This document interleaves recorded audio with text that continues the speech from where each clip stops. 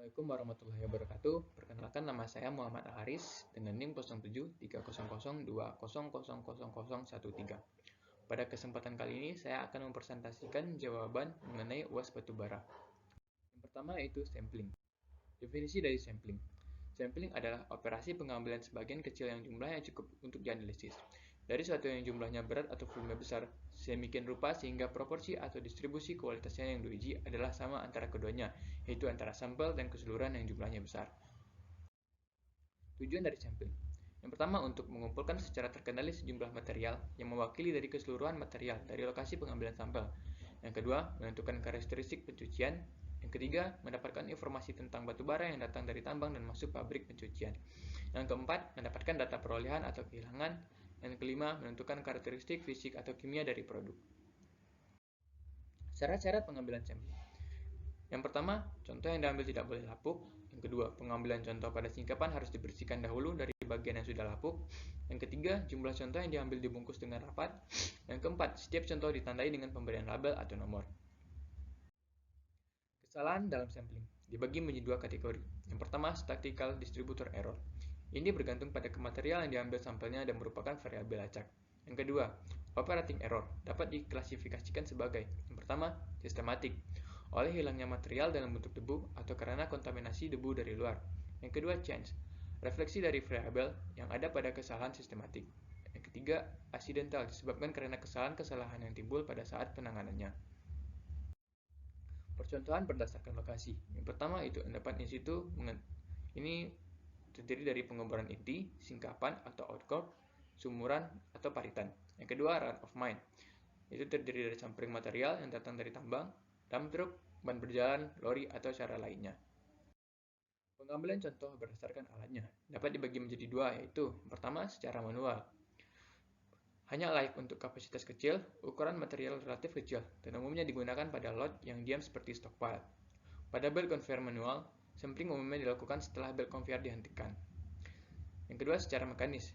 Pengambilan contoh batubara menggunakan alat mekanis. Alat samplingnya disebut sampel cutter, yaitu filling stream cutter dan cross belt cutter. Yang kedua itu flotasi. Definisi dari flotasi adalah proses pemisahan padatan yang terjadi akibat perpadatan sifat permukaan dan berlangsung pada suatu sistem yang terdiri dari tiga fasa, yaitu fasa gas, cair, dan padat. Dengan bantuan surfaktan, akan terjadi permisahan antara komponen hidrofobik dan komponen hidrofilik, di mana batu bara yang awalnya bersifat hidrofilik diubah menjadi hidrofobik dengan bantuan surfaktan agar sulfur di dalamnya dapat terpisah. Reagen yang digunakan dalam flotasi. Selama proses berlangsung, gelembung udara harus kuat dan stabil untuk membawa serta mineral hidrofobik ke permukaan pulp. Yang dinamakan reagen flotasi. Reagen-reagen yang digunakan adalah: yang pertama, batu bara memiliki sifat apung alami dan sistem reagen yang lebih sederhana. Lebih dari 80% batu bara umpan akan menjadi konsentrat. Yang kedua, kolektor, merupakan senyawa organik yang digunakan untuk mengubah mineral tertentu bersifat hidrofobik sehingga dapat menempel pada gelembung udara. Yang ketiga, froth. Reagen ini ditambahkan untuk menurunkan tegangan permukaan pada interface air udara sehingga membentuk gelembung yang relatif lebih kecil dan stabil. Juga meningkatkan kinetika flotasi. Contoh frother adalah methyl isobutylcarbinol atau MIBC. Yang terakhir, yang keempat, itu regulator atau modifier. Penambahan regulator berfungsi untuk meningkatkan kinerja kolektor menjadi lebih selektif terhadap mineral tertentu. Regulator dibagi menjadi tiga jenis, yaitu aktivator, depressor, dan pH modifier. Selanjutnya, jenis-jenis flotasi. Yang pertama itu flotasi bulk. Flotasi ini dilakukan untuk biji yang memiliki sekelompok mineral berharga, sehingga dihasilkan konsentrat yang terdiri sekelompok mineral berharga tersebut dengan kadar yang lebih tinggi dari sebelumnya. Jadi konsentrat yang terbentuk hanyalah satu jenis. Yang kedua, flotasi diferensial. Jenis flotasi ini adalah proses lanjutan dari flotasi bulk.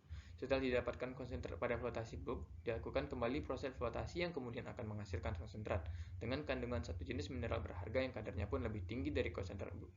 Misalnya ada 3 kelompok mineral berharga dalam konsentrat bulk, maka konsentrat yang dihasilkan pada flotasi diferensial terdiri dari 3 jenis dengan kandungan masing-masing satu mineral berharga.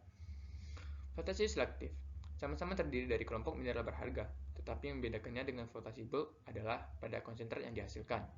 Mineral berharga dalam flotasi selektif sudah terpisah dalam masing-masing konsentrat, sama seperti pada konsentrat yang dihasilkan dalam jenis flotasi diferensial. Jenis-jenis mesin flotasi. Yang pertama, mesin flotasi mekanis. Air pump atau mesin sel ke sel terdiri atas 3 hingga sel dalam satu jalur, masing-masing dipisahkan oleh sekat model open stroke atau open flow. Mesin aerasi. Udara dipompakan ke dalam tangki oleh suatu blower. Mesin submersi digunakan untuk menginjeksi jumlah udara yang lebih besar. Yang kedua itu mesin flotasi pneumatik. Merupakan mesin flotasi yang bekerja berdasarkan penghidupan udara dari luar ke dalam sel. Tidak ada impeller dan bekerja dengan mengkompres udara untuk agitasi atau depulp aerator.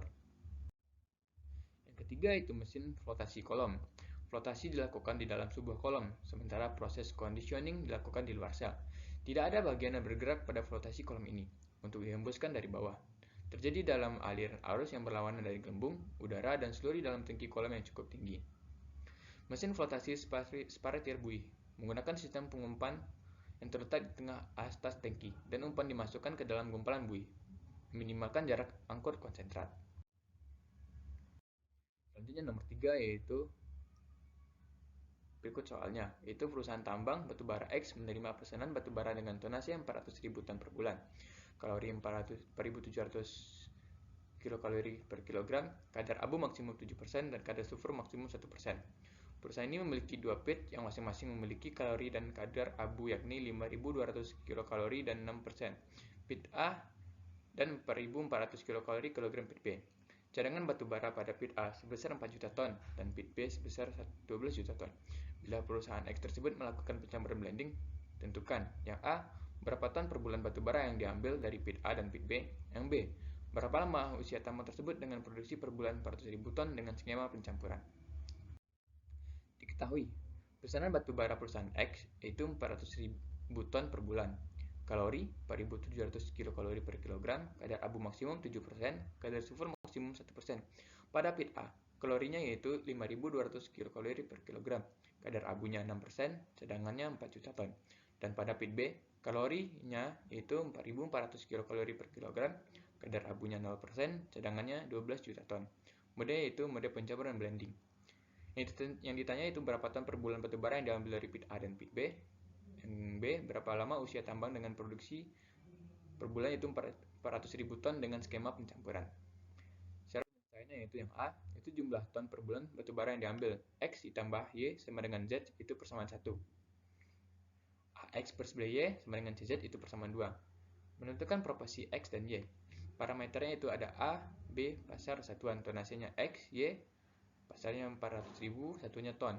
Kalorinya yang A 5.200, yang B 4.400, pasarnya 4.700, dan satunya kilokalori per kilogram. Perhitungan blending.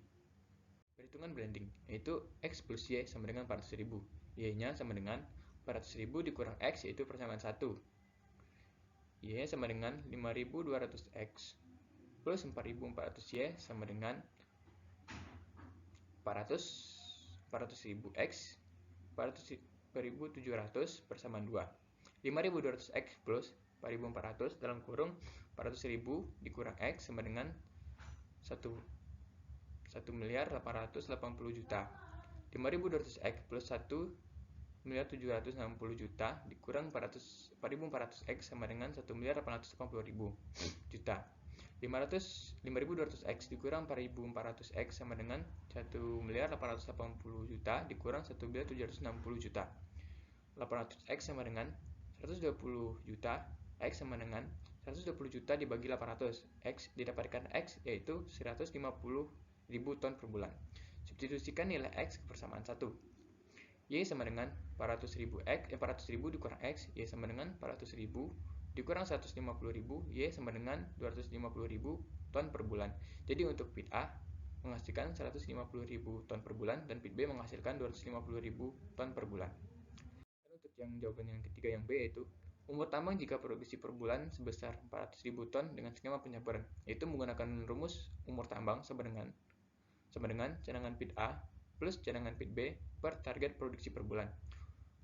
Umur tambang sama dengan 4 juta ditambah 12 juta per 400.000.